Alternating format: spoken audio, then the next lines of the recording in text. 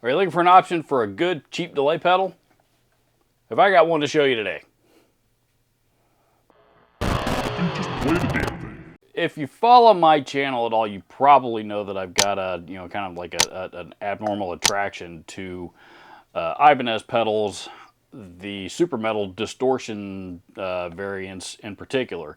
But I also really like the, call them the 7 series, call them the Tone-lok series. Those are generally the two names that this particular series seems to go by. I really like these pedals because I think they're awesome and oftentimes overlooked. I own a few of these now, and I've demoed them all on this channel. The Smash Box is a kind of a hidden gem as far as a dual rec, like a dual rectifier in a box style of distortion. And the Tube Screamer out of the same series, called the TS7, is also pretty awesome. It's a Tube Screamer overdrive circuit, but it has both the TS9 circuit in it as well as a turbo, like an overdriven TS9. And you can usually find those for cheaper than you can a TS9. Seriously, I see the TS7s pop up for, $50 or so, 50, 60 bucks all over the place. And they're often very overlooked Tube Screamers. I've used it on this channel several times. Oh, and I can't forget, my all-time favorite wah pedal is the Weeping Demon, the WD7 Weeping Demon wah, which is out of the same series. I like that pedal so well, I actually own 3 of them. Kick-ass wah pedal. I've had so much good luck with this series of pedals, I kind of wanted to try the delay out of this series. And this is, again, called the DE7 Delay Echo. And it is, you can see it's a typical 3-knob delay, like all the Tone-lok series. You can push the knobs down into locked position.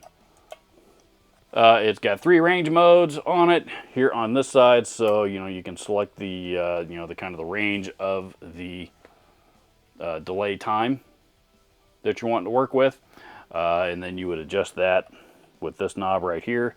And then over here on this side, this switch selects whether you want digital or analog delay. And you will hear both of those here coming up in this video. But before we go any further, please, if you would do me a really big favor and hit the subscribe button down below, because it really does a lot to help out the channel and to support the channel, and it costs you absolutely nothing. And hey, if it turns out you end up, this is your first time here, and turns out that you actually kind of like this video and you get an alert of a few more videos in the future, what's the harm in that? Yeah? Now, in the playthrough video that you're getting ready to see, you're going to, see me have to screw with the switch quite a bit, because the switch on this one, I managed to pick this one up on Guitar Center's website for 50 bucks. And of course, I've received the switch is faulty, which means they didn't test it out properly. Once again, thanks a lot, Guitar Center. But it's way too much of a pain in the ass for me to send it back, and I'm probably not going to find one that's cheap again anytime soon. So I'm just going to live with it. Once again, you're welcome, Guitar Center. Anyway, without further ado, let's do a quick playthrough demo and hear how this thing sounds.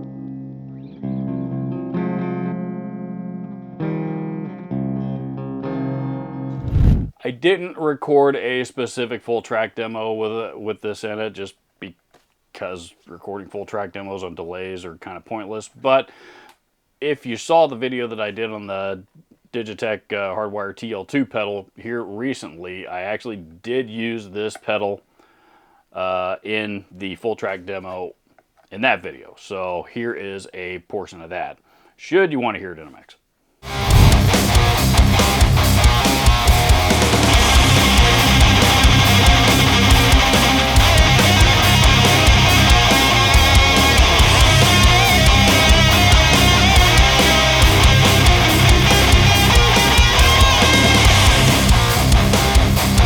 So, a few other features, you know, it's built really well, actually. You know, it's got the boss style foot switch. You know, again, like I said, it's got the tone-lok controls where you can lock the knobs into place. It's where the series gets its name. Stereo outputs as well, 9-volt input. You know, pretty standard pedal. It's got a lot of different delay features, covers a lot of ground as far as range, you know, delay time goes. About the only thing it's missing, I wish it had, is tap tempo. But you know, truth is, a lot of delay pedals that came out, these were out what, late 90s, early 2000s, something like that. Most delay pedals that were out around this time, you know, that feature wasn't real popular yet, and you didn't really see it very often. So, hey, the truth is, you know, there's still lots of great sounding delay pedals out there that don't have tap tempo on it. Yes, it's a really nice feature to have, but you know, if you're open-minded to it, you don't necessarily have to have it, but it is nice to have. I do love tap tempo. So I don't know. I'm kind of deciding, you know, do I want to put the effort into collecting more of these tone-lok pedals? I don't know. You know, we'll see. You know, it kind of depends on, you know, what else is out there. Some of them, you know, some of the effects are kind of a little weird for my taste, and you know, not really my thing. You know, and there's some other ones out there that are pretty oddball that are starting to gain some traction and get popular on the used market. This one doesn't seem to quite have caught on yet. Like I said, I bought this one for $50. You know, the fact that I bought it for that cheap makes me wonder if Guitar Center didn't know in advance that the switch was fucked up on it, because all the other ones I've seen on their website now are in the $80, $90, $100 range. So I don't know. You know, maybe it means the prices are going up on them. Not sure what that means, but regardless, prices do seem to be going up on them. I don't think you're going to find it for $50 very much anymore. But still, you know, a delay pedal, a good solid delay pedal with that many features on it for under $100, that's a good deal.